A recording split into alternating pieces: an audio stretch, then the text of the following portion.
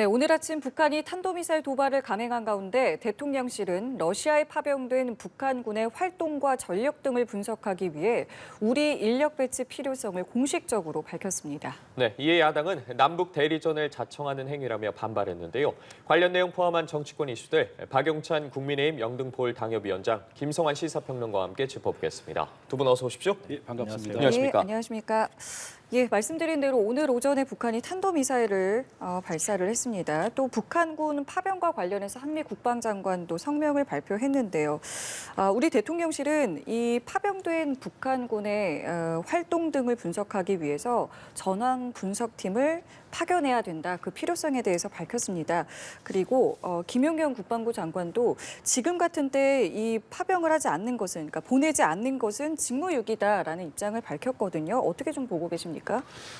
좀 많은 국민들이 아마 걱정하고 계실 것 같아요. 왜냐하면 사실 우리가 전쟁하고 있는 전쟁 당사국은 아니거든요. 근데 우크라이나에 우리 군이 파병이 된다고 하면 그 규모를 떠나서 북한을 자극할 수도 있고 러시아를 자극할 수도 있고 그게 곧 한반도 안보 위기로 올 가능성이 이제 높다 이렇게 우려하고 계시는 것 같고요. 가뜩이나 사실은 지금 북한하고 관계가 좋지 않은 상황이고 또 접경 지역 주민들이 불안해하고 있는 상황에서 파병까지 한다면 남북 간 국지전이나 이런 것들이 발생하지 않을까 걱정하시는 분들이 굉장히 많을 것 같습니다. 근데 저는 여러 가지 측면에서 얘기할 수는 있겠지만 일단 헌법상 국회 동의가 필요하지 않습니까? 파병은. 그리고 국방부에서는 지금 국방부 장관도 밝히는 것처럼 국방부 훈령을 지금 근거로 내세우고 있는 것 같은데요.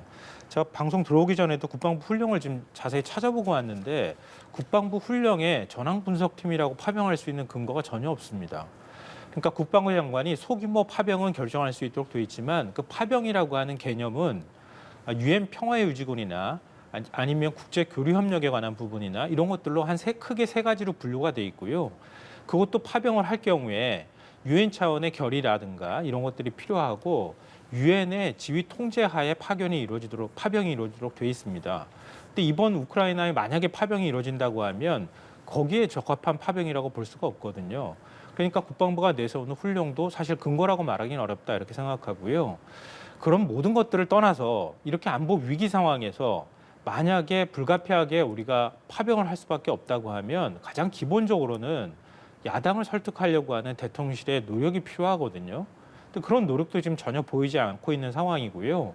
또 100번 양보해서 이런 파병이 불가피하다고 한다 하더라도 국정원 요원이나 소수의 기밀이 필요한 그런 요원이나 군인이 갈 수밖에 없는 상황이라 하더라도 이렇게 공개적으로 파병을 하겠다고 얘기하는 그거는 직간접적으로 공개적으로 우리가 파병을 한다, 전쟁에 개입한다고 하는 의미잖아요.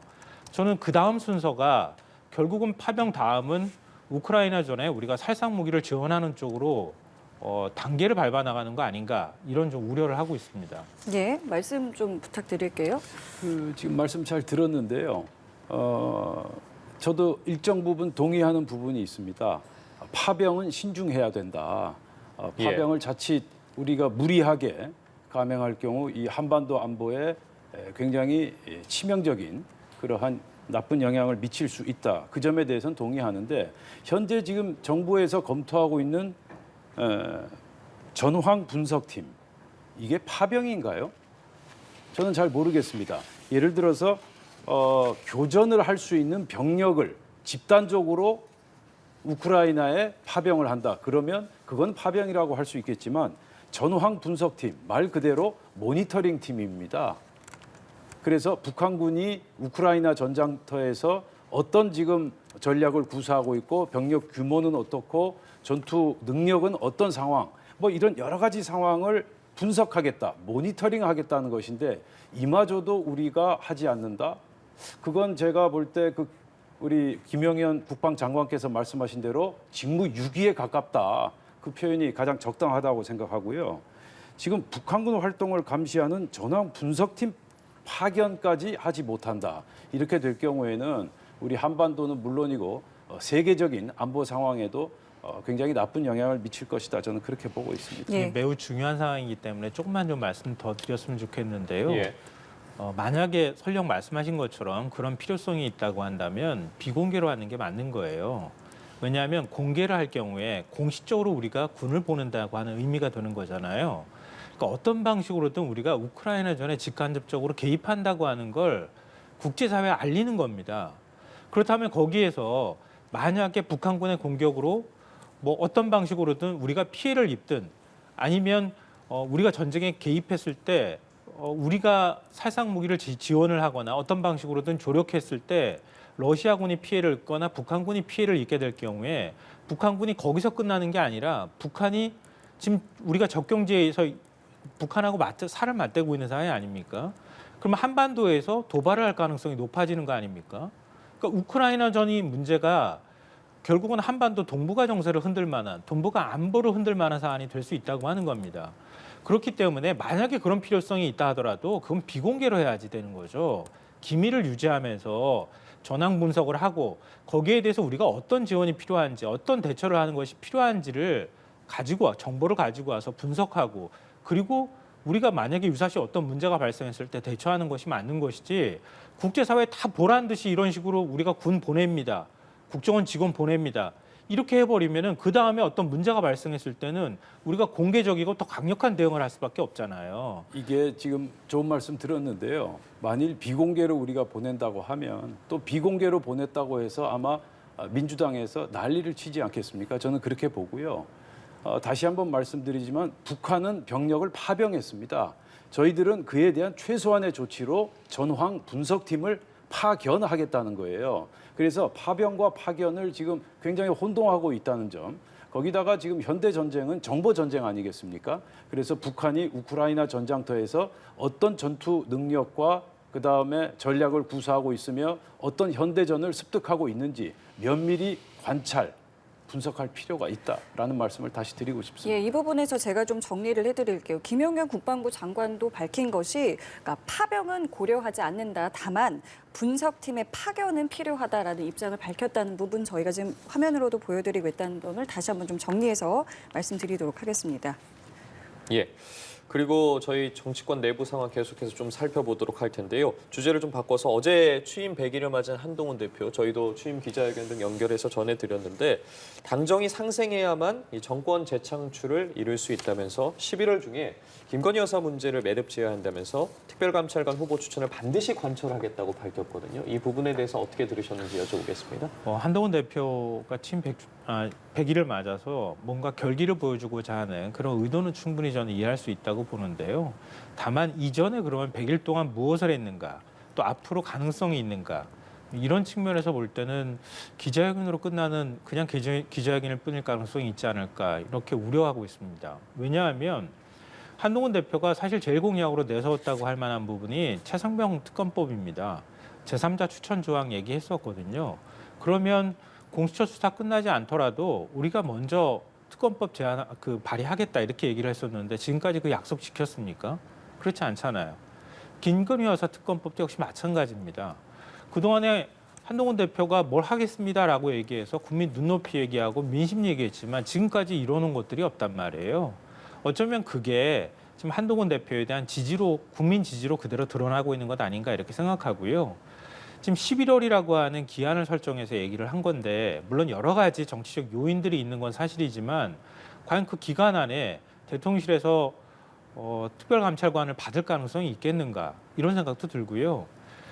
일견 대통령실에서 한동훈 고립 작전을 하고 있다고도 볼 수 있겠지만 그걸 돌파하는 수단으로 어쩔 수 없이 불가피한 차별화가 필요하다고 아마 본인은 판단할 수 있겠지만 지금과 같은 어정쩡한 태도로 특검법에 대해서 김건희 여사 리스크를 해소하는 문제에 대해서도 이렇게 특별감찰관 하나로 해결할 것처럼 얘기하는 것 또한 자신의 약속을 어기는 것이자 국민 눈높이에 부합하지도 않는다.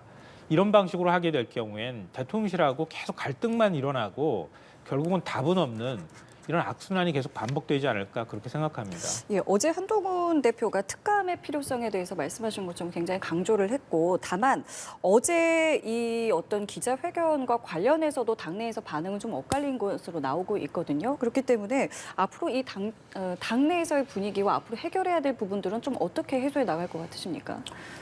우선 어제 한동훈 대표의 100일 기자회견은 가능성과 한계를 동시에 보여준 그러한 기자회견이었다 그렇게 평가하고 싶고요.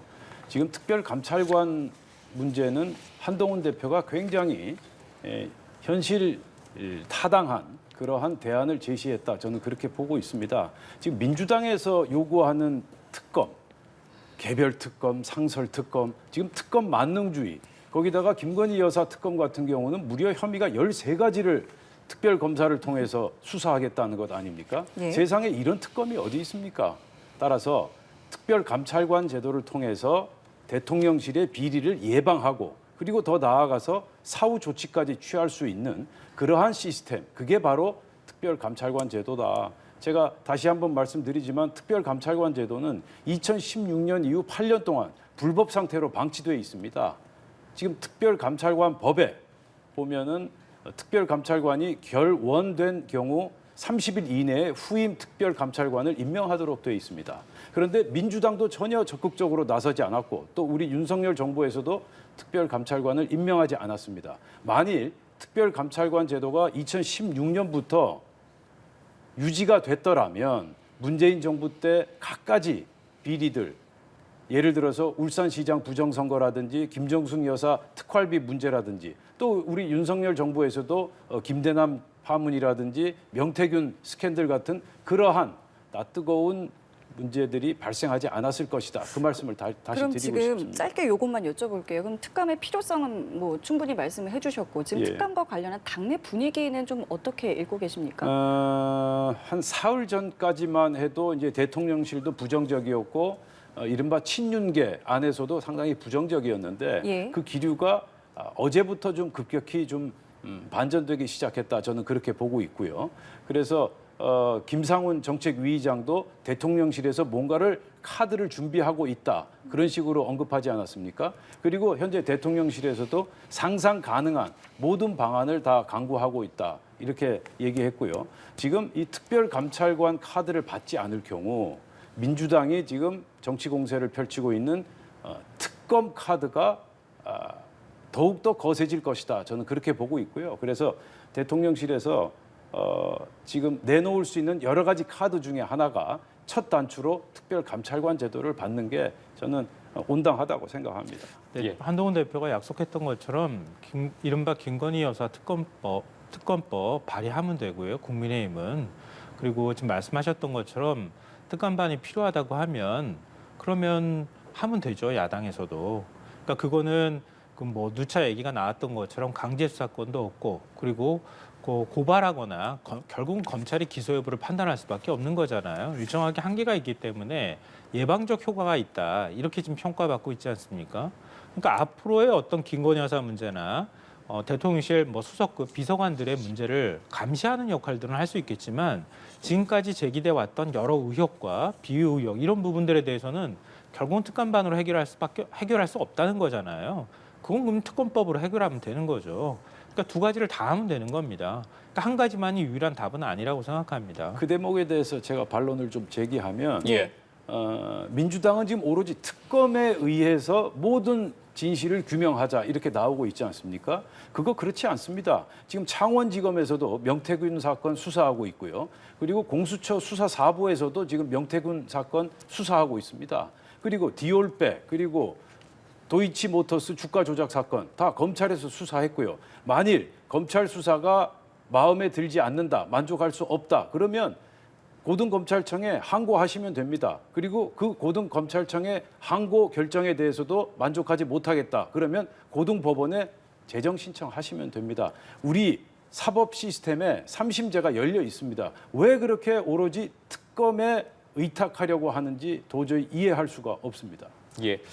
자, 저희가 지금 이야기를 나누고 있는 부분들을 비롯해서 여권 내에서도 굉장히 많은 이야기와 또 입장들이 나오고 있습니다. 당내 중진들 같은 경우에도 연일 목소리를 내고 있는데 앞서 뭐 오세훈 서울시장이 공동 입장문을 낸 것에 이어서 지금 뭐 윤상현 의원, 안철수 의원이 연이어서 뭐 앞으로 예고돼 있는 의총과 관련해서도 입장을 밝혔거든요. 이러한 부분들이 당정 관계라고 해야 될까요? 어느 정도의 영향을 미칠지에 대해서도 궁금한데 어떻게 바라보고 계십니까? 처음에는 사실 오세훈 시장이 주도했기 때문에 오세훈 시장이 차기 대권 주자로서 발돋움하기 위한 뭐 전략이 포석이 좀 놓여 있는 건 아니냐 이런 얘기가 나왔었는데요.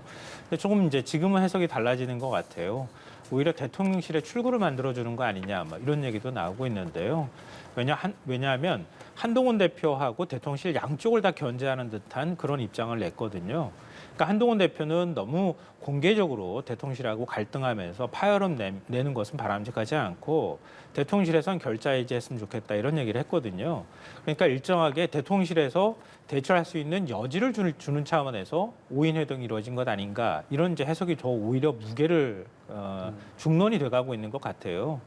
근데 물론 모르겠습니다. 대통령실이 아직 명확한 입장을 내고 있지 않기 때문에 한동훈 대표가 얘기하는 3대 요구를 어디까지 수용할 수 있을지는 불명확하지만 윤석열 대통령이 취임 그 임기 절반이 지나가는 게 11월 10일이잖아요. 예. 그 이후에 국민과의 대화도 얘기가 나오는 것 같고요. 그 전에 제2부속실 얘기도 좀 있는 것 같고요. 그러니까 한동훈 대표가 요구하는 거는 피해가면서 대통령실에서는 어느 정도 리스크를 해소하는 방안들이 논의되고 있는 것 같아요. 근데 이런 걸로 보면 그러니까 5인 회동을 아주 간단하게 단선적으로 해석하기보다는 대통령실하고 사전에 어느 정도는 조율하고 입장을 발표한 것이 아닌가 저는 그렇게 해석합니다.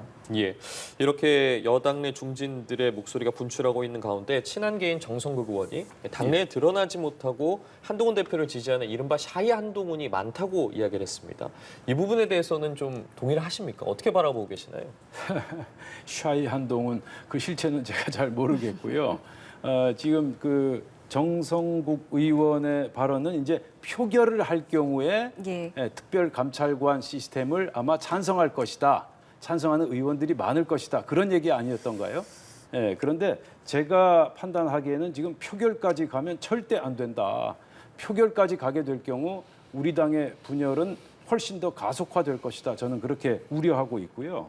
지금 한동훈 대표가 제시한 특별감찰관 문제는 우리 친윤계뿐만 아니라 대통령실에서도 적극 검토할 필요가 있다. 그래야 큰 우려를 막을 수 있다. 저는 그렇게 생각하고 있습니다. 알겠습니다. 자, 그리고 이번에는 이재명 대표의 움직임도 살펴보겠습니다. 어제 보수 원로죠. 윤여준 전 장관과 회동을 했습니다. 그리고 소상공인을 만나서 민생을 챙기기도 했고요. 최근에 어떤 움직임을 보면은 중도 보수계 인사들을 많이 만나고 있고 또 먹사니즘을 챙기고 있습니다. 그래서 이런 행동에 대해서 글쎄 당연히 1심 선고와 관련해서 이제 연관짓고 해석하는 분들도 많으신데 어떻게 좀 보고 계십니까?